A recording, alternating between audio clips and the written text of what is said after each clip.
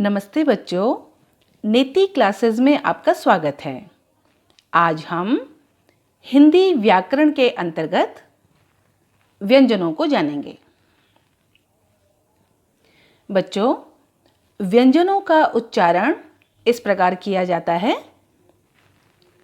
क, ख, ग, घ, ङ, च, छ, ज, झ, ञ,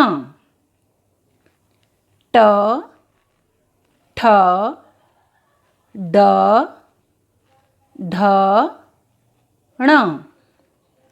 बच्चों, ड व्यंजन के नीचे बिंदु लगाकर व्यंजन बनता है ड़, और ढ व्यंजन के नीचे बिंदु लगाकर व्यंजन बनता है ढ़। आइए अगली पंक्ति के व्यंजनों को पढ़ते हैं।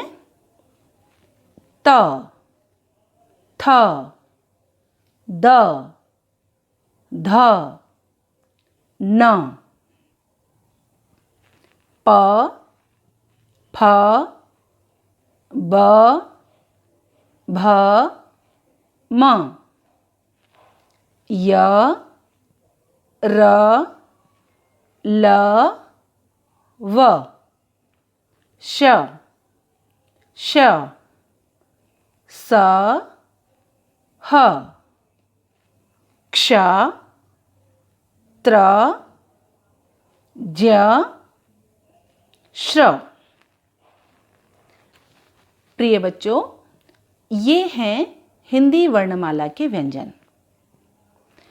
इनके अलावा हम ज और फ व्यंजनों का प्रयोग भी करते हैं। बच्चों, आप देख रहे होंगे कि हमने पहले भी ज पढ़ा, व्यंजनों में ज को पढ़ा। यहाँ पर भी हमें ज दिख रहा है, लेकिन अंतर क्या है? यहाँ पर ज के नीचे एक बिंदु लगा है। इस बिंदु को कहते हैं नुक्ता, और उच्चारण भी बदल जाता है ज। देखिए, ज और नुक्ता लगाने के बाद ज। इसी प्रकार फ व्यंजन, फ, और यहाँ पर भी फ लिखा है, लेकिन फ के साथ बिंदु लगा है, नुक्ता लगा है, और यहाँ पर उच्चारण बदला फ। तो इन दोनों व्यंजनों का उच्चारण है ज और फ। बच्चों, एक बार फिर से हम पहली पंक्ति के व्यंजनों का उच्चारण करेंगे, और अब हम ध्यान रखेंगे कि उच्चारण के दौरान हर व्यंजन की ध्वनि किस प्रकार आ रही है। हम हर व्यंजन की ध्वनि को समझेंगे। ठीक, देखिए, पहला व्यंजन है क। ध्यान दीजिए, क। बच्चों, व्यंजन क का उच्चारण करते समय हमें दो ध्वनियां सुनाई दे रही हैं। ध्यान से सुनिए। क, कौन कौन सी दो ध्वनियां सुनाई दे रही हैं? क और अ। और अ के विषय में तो हम जानते ही हैं कि अ एक स्वर है। तो क्या वर्णमाला के इन सभी व्यंजनों के साथ अ स्वर की ध्वनि जुड़ी हुई है? आइए कुछ व्यंजनों का उच्चारण करके जानते हैं। ख, च, ड, त, ल, स। हाँ, हमें हर व्यंजन का उच्चारण करते समय व्यंजन ध्वनि के साथ साथ अ स्वर की ध्वनि भी सुनाई दे रही है। ऐसा क्यों होता है? आइए जानते हैं। प्रिय बच्चों, व्यंजनों का वास्तविक रूप ऐसा है। देखिए, यहाँ पर सभी व्यंजनों के नीचे हमें एक तिरछी लकीर खींची हुई दिख रही है ना?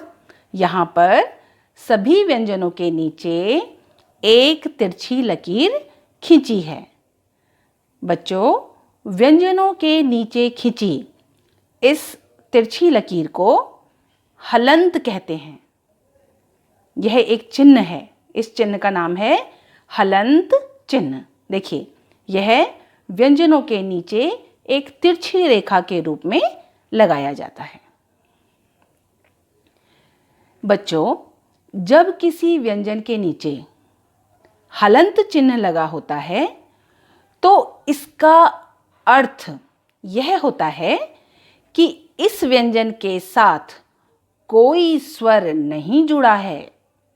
यह व्यंजन स्वर रहित है। यह व्यंजन स्वर रहित है, स्वर के बिना लिखा गया है। अब इसके विषय में हम एक नियम को समझेंगे।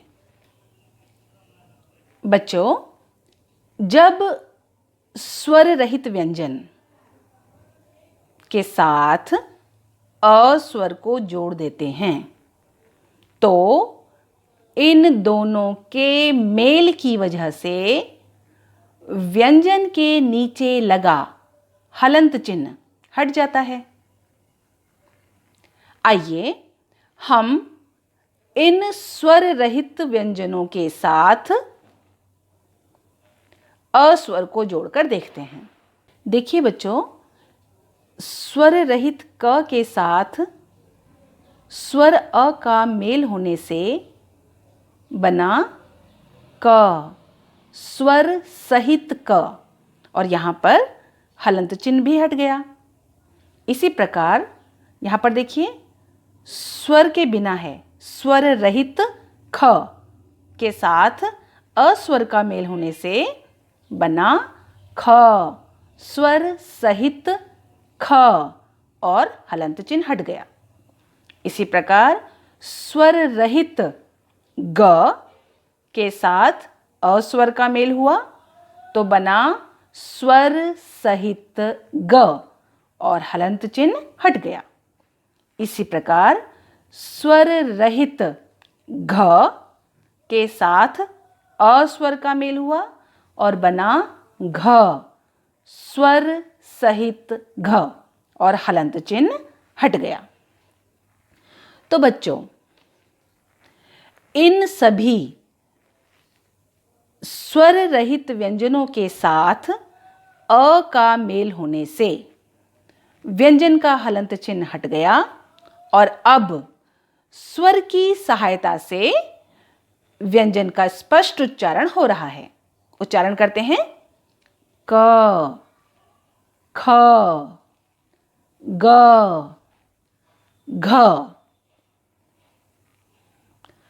जब हम इन व्यंजनों का उच्चारण कर रहे हैं तो हर व्यंजन का उच्चारण करते समय हमें व्यंजन के साथ साथ अ स्वर की ध्वनि भी सुनाई दे रही है। एक बार फिर से ध्यान दीजिए, क, ख, ग, घ। प्रिय बच्चों, इस प्रकार हमने जाना कि हिंदी वर्णमाला में लिखे व्यंजनों का उच्चारण अ स्वर की सहायता से किया जाता है। उम्मीद है यह जानकारी आपको पसंद आई होगी।